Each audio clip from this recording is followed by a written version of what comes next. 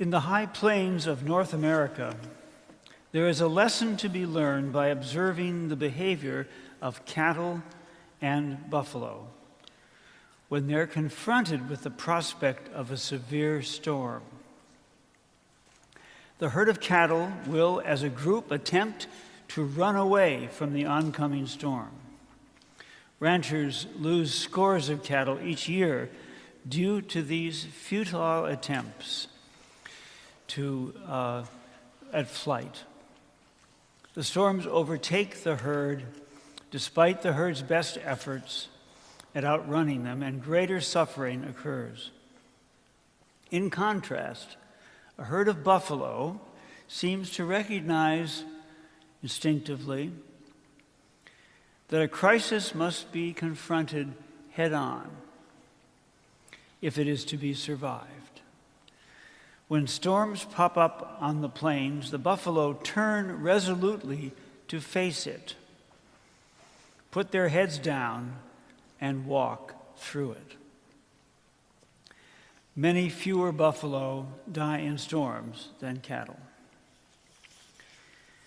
A simple story, a simple enough parable, a story from nature, facing a hard reality and living because it is faced. So, now I want to do something very unusual. Let's talk about the election in not very many days from now. Would I be right in saying that storm clouds are visible, that we are bracing for a scary time? It's all too plain that the country is split down the middle, 50-50 on the outcome. It has not been this close in a long time. If that wasn't so, we'd see very clearly the likely outcome, and we don't know it. I can remember 8 years ago when Donald Trump was elected, very many people were shocked. And if you were obviously shocked, it divided you from those who were elated. So to address the election as a looming disaster will offend some, perhaps even here, and make you feel like an outcome. It did then. So what can a preacher on Sunday say that will not exclude? The safe space, initially, is to start with general principles. It's what my dad would say when he required or forbade something. Why? General principles. Why would the Christian church support democracy as the optimum form of government? Because of what our faith says about who we are. We are persons in society, in human society. We can say that we believe that we were created, human beings were created to be persons in human society.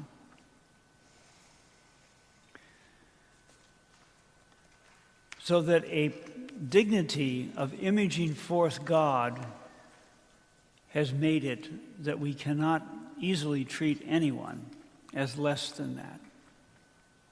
Persons in human society is the image of God.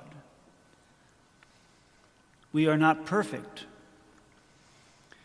We will not easily make a perfect society, but God wants us to take responsibility for turning and facing that reality head on. So coercion of people in their inner selves is out of the question because of the dignity of being a person in human society.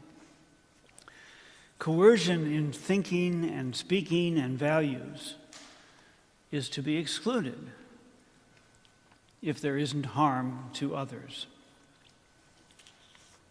So Christians are in favor of a measure of freedom and personal participation. Christians are in favor of a system also that will limit the power in the hands of flawed human beings, as were our country's founders. That means that human history, including the history we are living right now, is not a fairy tale with a happy ending. Christians hold two things. God wants a world where humans live in harmony with the universe and each other, and fail as we do, humans have to keep trying to get that right. So our American democracy. Several times in our history, democracy has faltered badly. And once it resulted in the opposite of democracy in the working sense, war. Slavery was, it turned out, so flagrant a violation of every democratic value, and yet as a whole people, we just couldn't all see that at once. Such contradictions explode, and the Civil War did. By some way, unlikely as it might have seemed, our democratic system picked up from there again, but not perfectly by a long shot. As Christians, we have values which inform our citizenship. Yet, as Christians, we have a hope beyond the human efforts. For me, the beginning of hope this year and next is not rooted in one outcome or another that we see on November 6th. Yes, we are all tense with worry.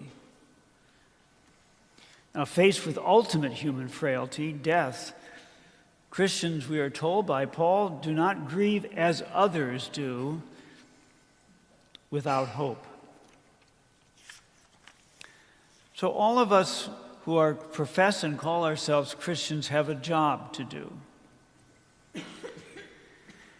Perhaps every citizen who is a church member has to be just a little like a pastor in a divided congregation.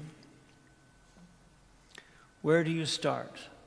What is everybody's job, November 6th? To listen. To listen. It takes a kind of courage to listen in a contentious moment. It's trust that God is bigger than our disagreements, and God is specifically bigger than my own opinion. Who is going to practice this in our divided congregation except us?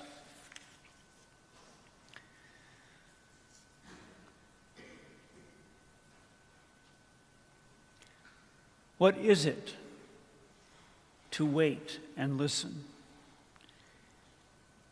Is it once in a while to forego having the right answer? Maybe in a critical moment? The desert monks taught that when praying in a deep way, as they sought to do, they sought to pray in a deep way. Everything was oriented along that, and praying and fasting and discipline and even solitude. But they taught that if someone comes along and needed a meal, you break your own fast and give them food.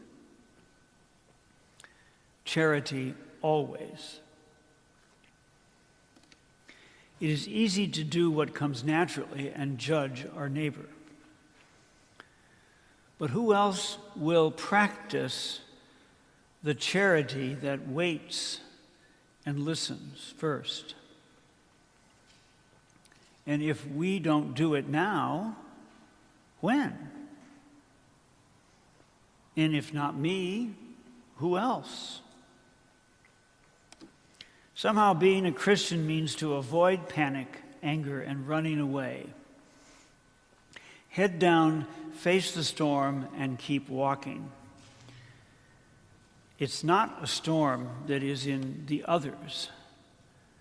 It is a storm inside each of us. Each of us has that storm within us.